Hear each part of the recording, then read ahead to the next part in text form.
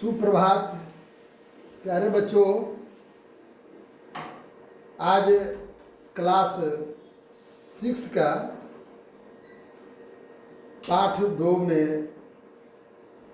जीवन उपयोगी बातें जो आचार्य विनोबा भावे अपना विचार व्यक्त किए हैं।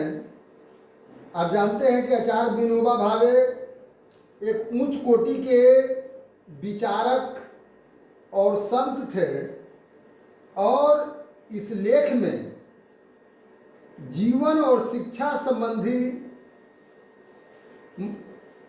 कुछ महत्वपूर्ण बातों पर प्रकाश डाले हैं। आज के शिक्षा पद्धति बड़ा ही विचित्र है। वह विद्यार्थी को 2 भाग में बांट देता है, क्योंकि वह 15 से 20 वर्ष तक आदमी शिक्षा पाने में लगा हुआ रहता है और जब उसके बाद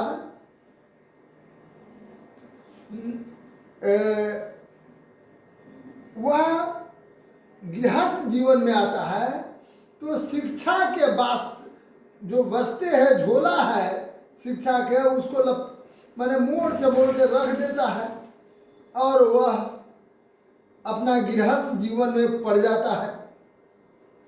यह प्राकृतिक रीति के बिल्कुल विपरीत है। अब समझ सकते हैं, जो जीवन में शिक्षा पाया अर्थात जीवन में न कह करके जो स्कूली शिक्षा पाया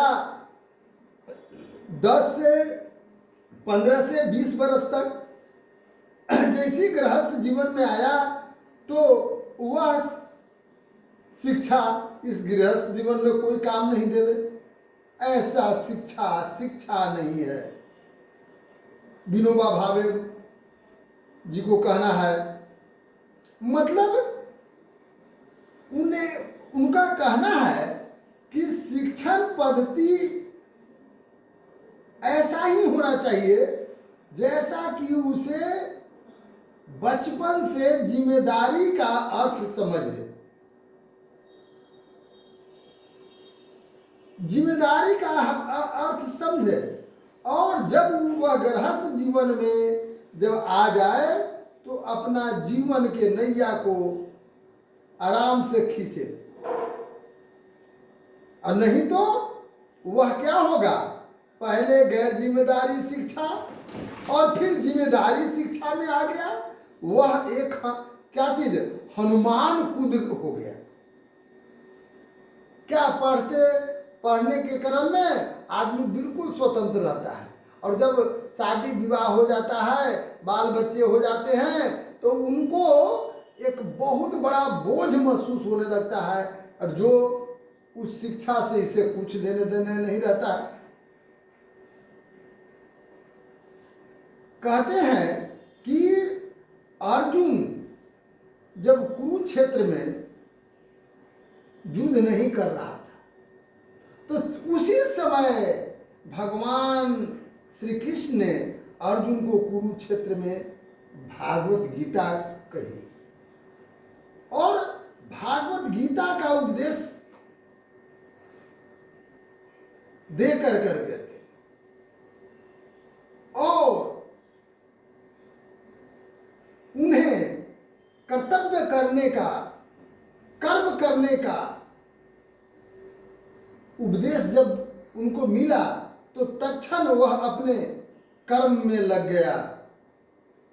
तो हम जिस जीवन की तैयारी का ज्ञान कहते हैं, जिसे जीवन के तैयारी का ज्ञान कहते हैं, उसे जीवन के बिल्कुल अलग रखना चाहिए। ये गलत है। उसको हम कह सकते हैं मौत की तैयारी, स्वामी विवेकानंद के कहना है कि वो मौत की तैयारी है। आदमी 20-22 बरस उत्साह से युवक अध्ययन करता है, वह ऊंचे ऊंचे स्वप्न देखता है कि मैं शिवाजी महाराज जैसा बन कर करके अपने मातृभूमि का सेवा करूंगा, मैं न्यूटन बन कर करके मैं अनेक प्रकार का खोज करूंगा, और मैं APJ अब्दुल कलाम बन कर करके मैं अनेक प्रकार का रिसर्च कार्य करूंगा। लेकिन ये सब क्या हो जाता है? कल्पना, कल्पना रह जाता है। जैसे ही पढ़ाई उसका छूटा, वह बेचारा नमक तेल पेट के चक्कर में दिन भर लग जाता है बेचारा। वह जीवन के जिम्मेदारी क्या चीज होती है, शिक्षण कार्य में वह कल्पना भी नहीं की थी, और अब तो उसके सामने बहुत बड़ा पहाड़ खड़ा हो गया। मैट्रिक पास विद्यार्थी से एक सज्जन पूछा, क्यों जी, तुम आगे क्या करोगे? वह कहा कि आगे मैं क्या करूंगा। वह विद्यार्थी उत्तर दिया कि आगे मैं क्या करूंगा, कॉलेज में जाऊंगा। अच्छा, कॉलेज में जाने के बाद क्या करोगे? तो अभी क्यों विचार करें? विद्यार्थी बोला कि अभी क्यों विचार करें, अभी तो बहुत दिन है।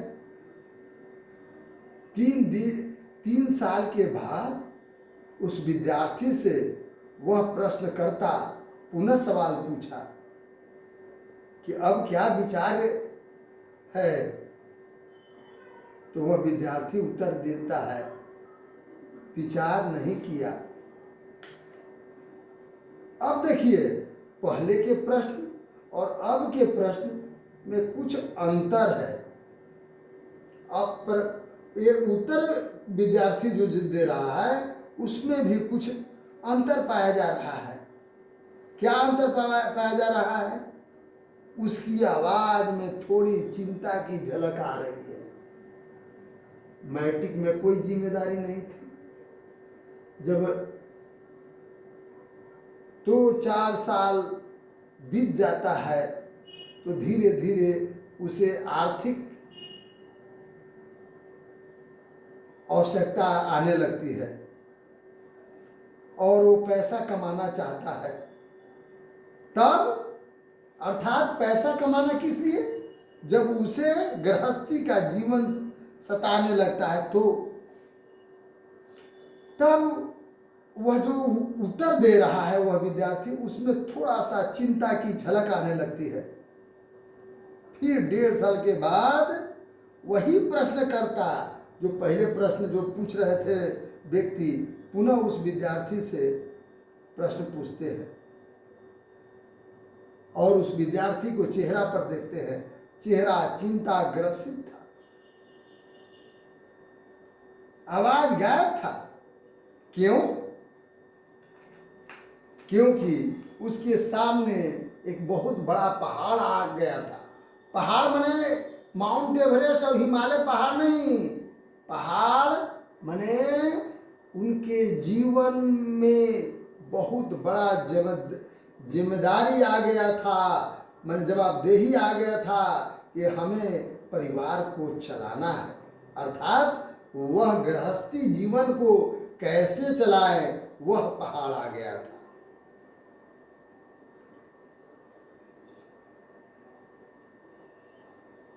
यह क्या है? यह शंकराचार्य का पूछा हुआ सनातन सवाल अब दिमाग में कसकर चक्कर लगाने लगा था, पर उसका कोई उत्तर नहीं था। सनातन के मतलब क्या होता है? सनातन ये बहुत समय से चला आता हुआ या बहुत पुराना, इसका मतलब होता है। जीवन और मरण दोनों आनंद की वस्तु होनी चाहिए। परम पिता परमेश्वर जीवन दुखमय नहीं रचा है, वो दुखमय नहीं बनाया है। हमें जीवन जीना आना चाहिए। ये हमको सीखना है, अपने बच्चों को सिखलाना है कि कैसे ऐसी शिक्षा हो जिससे उसे जीवन जीने की कला आ जाए। आज आज बहुत से लोग जब उसे गृहस्थ जीवन में आते हैं तो आते आते वे आत्महत्या कर लेते हैं, वे सुसाइड कर लेते हैं। कारण कि उन्हें जीवन जीने के कला मालूम नहीं है। हमारे लिए जो चीज जितनी जरूरत है, भगवान देखिए परमपिता परमेश्वर को उतने ही सहजता से हमको दे दिए हैं।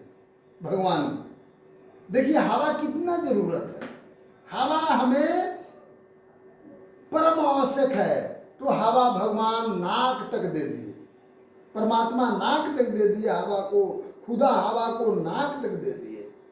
और पानी उसके बाद जरूरत है, तो पानी भी भोजन से आसानी से मिल जाता है। कहीं गए एक गिलास पानी तो आराम से मिल जाता है, भोजन मिले तो नहीं। तो हवा तब पानी और तब भोजन। भोजन के लिए हमें क्या करना पड़ता है? परिश्रम करना पड़ता है, प्रयत्न करना पड़ता है। तो इस प्रकार से हम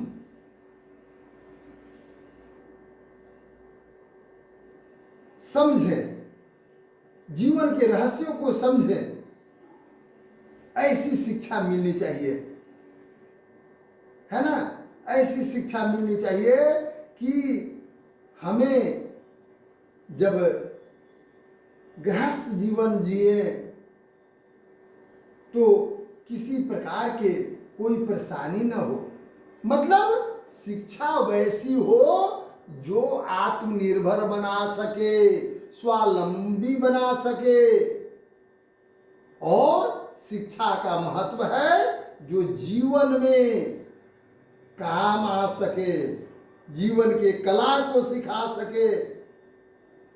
हम पढ़ लिख देते हैं और माता पिता के बात नहीं मानते।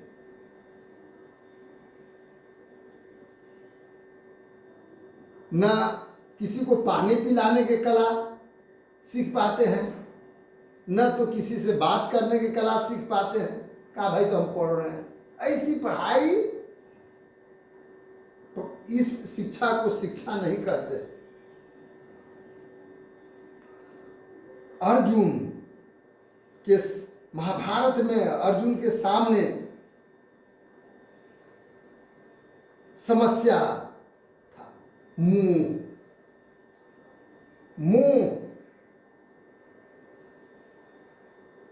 मोह के कारण वो कर्तव्य नहीं कर पा रहे थे, तो तुरंत भगवान श्री कृष्ण गीता की रचना कर उन्हें शिक्षा दिया और तुरंत मोह उनका भंग हुआ।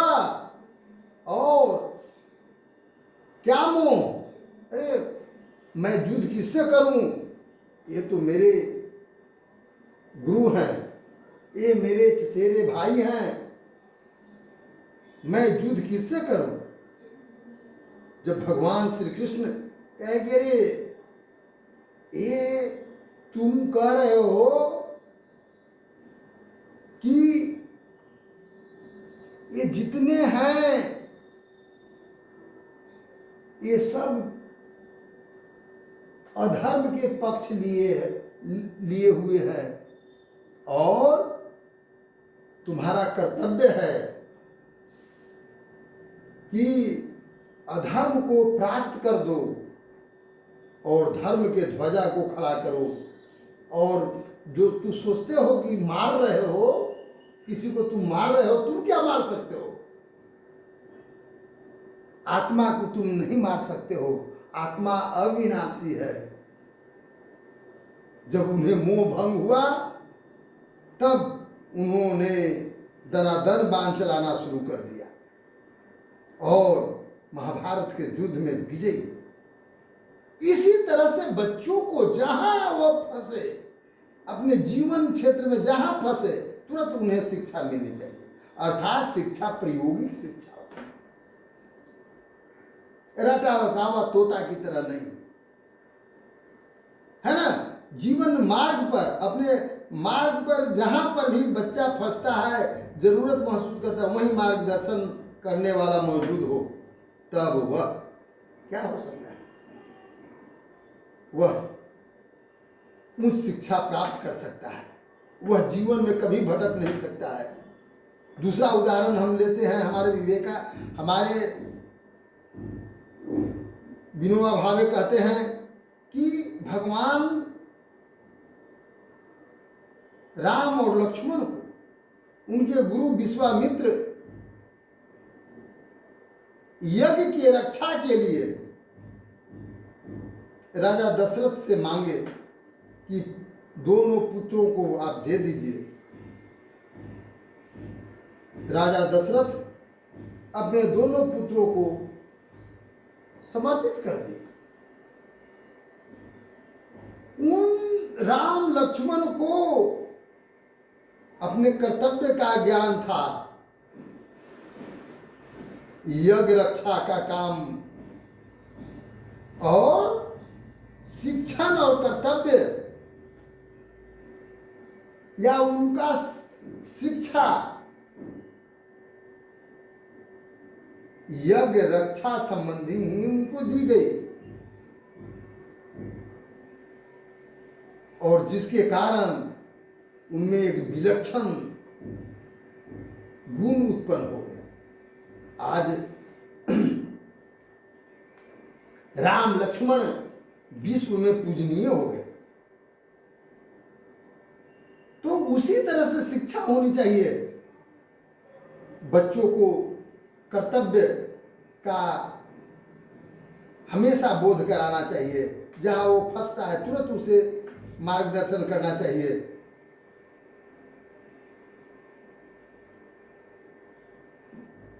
ये नहीं कि पढ़ लिख करके वह दर दर के ठोकर खाते चले, नौकरी न मिलने पर सुसाइड कर ले। तो शिक्षा ऐसी होनी चाहिए जो स्वावलंबी बना सके। प्राथमिक महत्व के जीवन उपयोगी परिश्रम को शिक्षण में स्थान मिलना चाहिए। जीवन उपयोगी जो परिश्रम है उसको शिक्षण में स्थान मिलना चाहिए। जैसे कृषि कार्य, कपड़ा बुनने के लिए, पंखा बनाने के लिए, वायरिंग करने के लिए, जो जीवन में हम दैनिक जीवन में उसको काम में ला सके, ये सब का शिक्षा मिलनी चाहिए। कुछ शिक्षा शास्त्रियों का मानना है कि एक परिश्रम शिक्षण की दृष्टि से ही दाखिल किए जाएं, पेट भरने की दृष्टि से नहीं। इस उपयोगी परिश्रम वाले यज्ञ से जीवन के दो खंड न होगा। आज जीवन में दो खंड बन जा रहा है। मनुष्य जितना दिन तक पढ़ता है वो अलग दुनिया में रहता है, और जब गृहस्थ जीवन में आ गया तो वो अलग दुनिया में हो गया। अब उसको तीनों त्रिलोक दिखाई देने लगा जब गृहस्थ जीवन में आ गया। तो ये दो खंड हो गया, एक विद्यार्थी खंड और एक गृहस्थी खंड। तो दोनों में तालमेल होना चाहिए। स्वामी विवेकानंद का कहना है कि दोनों में तालमेल होना चाहिए। दो खंड नहीं होना चाहिए। और अनजाने शिक्षा मिलती रहेगी, पर शिक्षण का मोह नहीं चिपकेगा और निष्काम कर्म की प्रवृत्ति का विकास होगा, क्योंकि कर्म निष्काम होना चाहिए। तो प्यारे बच्चों, इस प्रकार से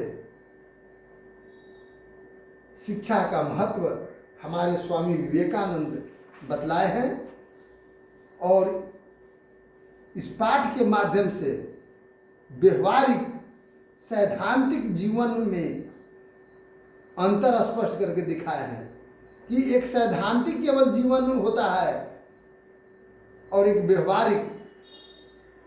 तो विद्यार्थी को अध्ययन काल में जीवन उपयोगी परिश्रम से जुड़ने की प्रेरणा दे। जो जीवन उपयोगी है उसे कुछ न कुछ कामों में लगाए, ताकि उसे कुछ ज्ञान हो सके। इसमें कुछ शब्द है कठिन, उसका मैं बता देता हूँ। निष्काम, निष्काम माने क्या होता है? प्रयत्नों के फल का मोह छोड़कर केवल कर्म करना, काम करना। स्वावलंबी बनना माने आत्मनिर्भर बन जाना। विलक्षण के मतलब अनोखी। मरण मृत्यु को कहते हैं। बेफिकी, बेफिक्री माने निश्चिंतता। दीन माने होता है गरीब। तीन द दीर्घिकार न, दीन। नून माने नमक। बहुत जगह कहता है कि नून रोटी खाएंगे, तो नून माने नमक यहाँ हुआ है। अलिप्त, अलिप्त मतलब अछूता, है ना। आगामी माने आने वाला, आगे आने वाला को कहते हैं। इस प्रकार के प्यारे बच्चों, ये चैप्टर मैंने आपको समाप्त किया, और इसका प्रश्न उत्तर आप कर लेंगे। जो दिक्कत होगा हम उसे बताएंगे, आप चिंता नहीं करेंगे, लेकिन आप बनाने का प्रयत्न करेंगे। धन्यवाद।